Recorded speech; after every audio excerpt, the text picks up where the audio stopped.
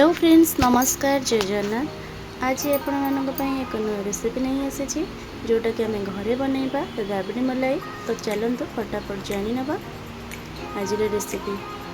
तो यही रेसिपी आमको प्रथम मिल्कमेड दरकार। मिल्कमेड को मु प्रथम यही टाइप कड़ी गरम करी एवं तादेह मु मिल्कमेड देदेली सबुतक मेल्ट कर नेली। देखो ये टाइप आपण मैंने करेंगे बार बार ये टाइप घाटी दे नहेले कड़े लग जापे। तापर आम देदेबा ड्राई फ्रुट्स। मु ड्राई फ्रुट्स नहीं काजू आलमंड नहीं भल भाव में मिक्स करदेली।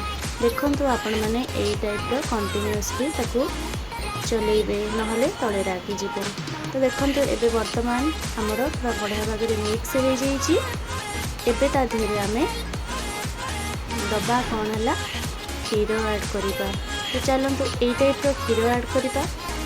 आपण मैंने आपण जीतिकी भी नहीं मिल्कमेड से अनुसार आपण मैंने क्षीरटी ने मुझे गोटे लिटर क्षीर नहीं।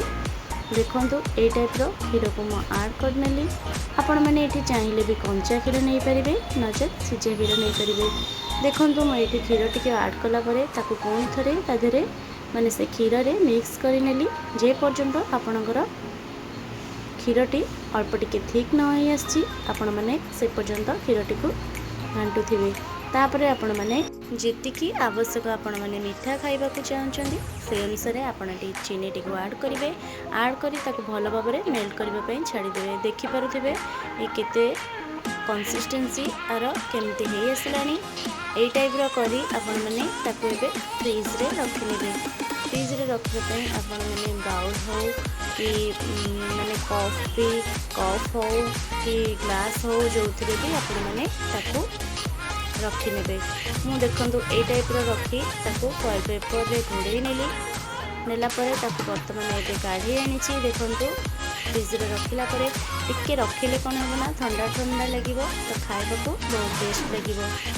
यही टाइप घरे ट्राए करूँ आ मते कमेंट सेक्शन रे जणातु केमिति लागिला। आउ जदि मो रेसिपी भल लगिला तो प्लीज़ लाइक शेयर कमेंट करंतु और सब्सक्राइब करिया को जमार भी भूलंतुनी। पुणी थे नहीं आसबि न्यू रेसिपी। से पर्यंत रहिली नमस्कार, जय जगन्नाथ।